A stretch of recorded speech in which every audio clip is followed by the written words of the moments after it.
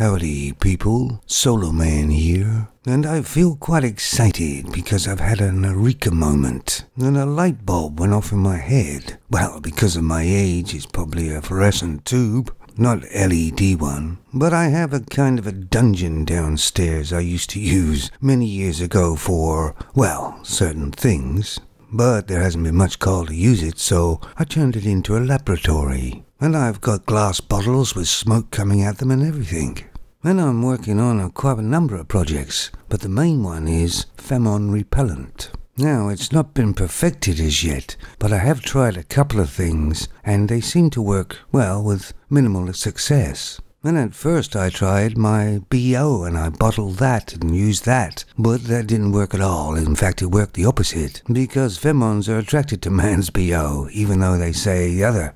But of course it'll only work at close quarters, I think, because how much can you put on? And I'm also working on a pair of sunglasses that would eliminate the annoying pheromone. Not been too successful with that, because I made one that did eliminate the pheromone, but I walked straight into them, so it kind of had the opposite effect, so I'm still working on that. And of course, if you guys have any sort of ideas and that, let me know. Of course, what a man needs today in the Western world and the European world is glasses that eliminate them, and a pheromone repellent, and some earmuffs to stop the moaning and the screaming that goes on with them.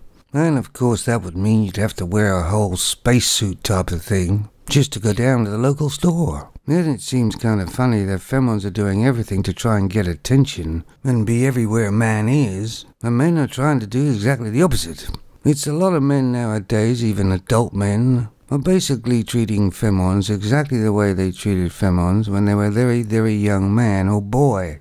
If you guys can remember back that far, if you're not too old, I myself personally found pheromones very annoying at that age. Didn't want to be around them at all. I mean, they couldn't make car sounds with their mouth, they couldn't make shooting sounds with their mouth, they couldn't really do wheelies on their bikes or take big jumps, and they were scared of spiders and frogs and snakes. And even way back then when I was just a boy, I noticed that they were very, very noisy.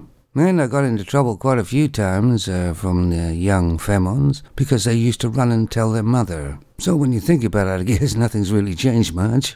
Anyway, wish me luck because I'm going to try something right out of the box with this pheromone repellent. I'm going to try shark repellent. That may work. I'll let you know. Now, I did find there is a disguise that works fairly well to repel pheromones that don't come anywhere near you. If you kind of dress up as if you're a down and out sort of thing. You know, dress as if you don't have any prospects, you don't have any money. If you're 6 foot or over, just stoop a bit.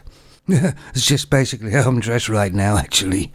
I don't know, maybe a combination of dressing that way and repellent would be the answer. But don't worry, guys, I'll spend hours and hours working on it.